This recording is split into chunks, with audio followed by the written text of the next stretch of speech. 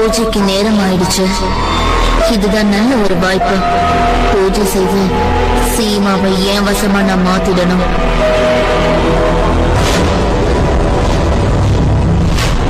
நான் இவ்வளவு தூரம் கொல்கத்தா வந்ததுக்கு ஒரே ஒரு காரணம் தான், ஸ்வேதாக்கு உதவி செய்யணும், அவ்வளவுதான். எந்த பிரச்சனையில அவ மாட்டிக்கிட்டாலோ அதுல இருந்து அவளை வெளியே கொண்டு வரணும். நான் இதுல ஸ்வேதாக்கு உதவி செஞ்சாகணும். இல்ல இந்த இடத்துக்கு வந்த நோக்கத்தை முடிக்காம நான் இங்க இருந்து கிளம்ப மாட்டேன் தேவிகா. இப்ப எனக்கு முழு நம்பிக்கை இருக்கு. துர்காமா நிச்சயமா என் பக்கம் தான் இருப்பாங்க. அவங்க உண்மையை என்னைக்குமே ஜெயிக்க வைப்பாங்க. நீ உன்னுடைய துர்கை அம்மனை விட்டுட்டு என்ன வணங்குற நாள் ரொம்ப தூரத்துல இல்ல சீமா. நிச்சயமா நீ என்ன வணங்க ஆரம்பிப்ப. அக்கா, என்னால புரிஞ்சுக்க முடியுது. என்னோட கவலை ஒன்னே ஒண்ணுதான், உங்களுக்கு ஏதாவது ஆயிடுமோன்னு பயமா இருக்கு. ஆனா ஒரு விஷயம் உங்களை பத்தி நான் புரிஞ்சுக்கிட்டேன். உங்களை பொறுத்த வரைக்கும் நட்பு, உறவு, நம்பிக்கை இதெல்லாம் ரொம்ப மதிக்கிறீங்கக்கா. நீங்க ஸ்வேதாவை காப்பாத்துற முயற்சியில இனிமே நானும் உங்களுக்கு துணையா இருக்கேன். சுந்தர், நீங்க எப்படி இங்க? நான் வந்தது யாருக்கும் தெரியக்கூடாதுன்றதுக்காக பின்கதை வழியா வந்தேன். சீமா, நான் ராகினியோட ஆக்டிவிட்டிஸ்க்காக உங்ககிட்ட மன்னிப்பு கேட்டுக்கிறேன். இல்ல பிளீஸ், நீங்க மன்னிப்பு கேட்காதீங்க. உண்மையை சொல்லணும்னா ராகினியோட நடவடிக்கைனால எனக்கு எந்த பிரச்சனையுமே இல்ல. ஏன்னா இப்ப நான் யோசிக்கிறது இது மட்டும்தான், ஸ்வேதாவை எப்படியாவது வெளியே கொண்டு வரணும். எனக்கு ஸ்வேதா மேல நிறைய நம்பிக்கை இருக்கு. ஆனா என்னால புரிஞ்சுக்க முடியலன்னா அவன் நிரபராதின்னு எப்படி நிரூபிக்கிறது? இதுக்கு ஒரு வழி இருக்கு சுந்தர். நம்ம ஸ்டோர் ரூமுக்கு மறுபடியும் போய் பார்க்கணும். நீ சொல்றது சரிதான். இருந்தாலும் நான் வீட்டுல இருக்கவங்கள சம்மதிக்க முயற்சி பண்றேன். ஏன்னா நான் அந்த ஸ்டோர் ரூம்ல எதுவும் கிடைக்க போறதில்ல. என்ன சொல்றேன்னா, குற்றவாளி ஏதாவது தடயத்தை விட்டு போயிருப்பான்னு உங்களுக்கு தோணுதா? கண்டிப்பா விட்டு வச்சிருப்பான்.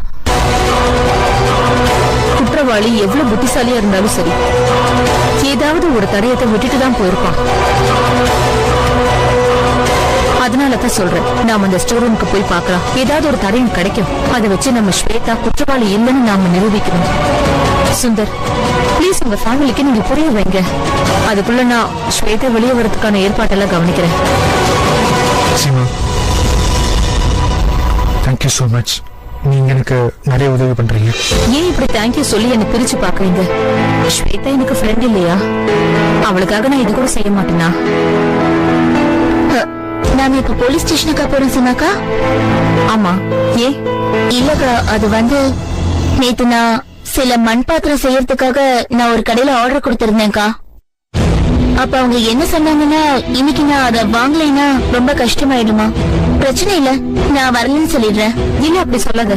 நீ ஒரு வேலை பண்ணு, நீ மார்க்கெட்டுக்கு போ, நான் போலீஸ் ஸ்டேஷனுக்கு போயிட்டு வரேன். இல்லக்கா, நீங்க எப்படி தனியா? என்ன பத்தி நீ கவலைப்படாத, நான் எப்படியாவது மேனேஜ் பண்ணிப்பேன். நான் கிளம்புறேன் சுந்தர். சரி. இந்த பொண்ணு செய்யறதெல்லாம் எனக்கு எதுவும் சந்தேகம் போல இருக்கு. இவன் இந்த கடைக்கு போவே இல்லை, அப்படியே போய் சொல்றான். உண்மை என்ன தெரிஞ்சுக்க நான் கண்டிப்பா ஃபாலோ பண்ணி ஆகணும்.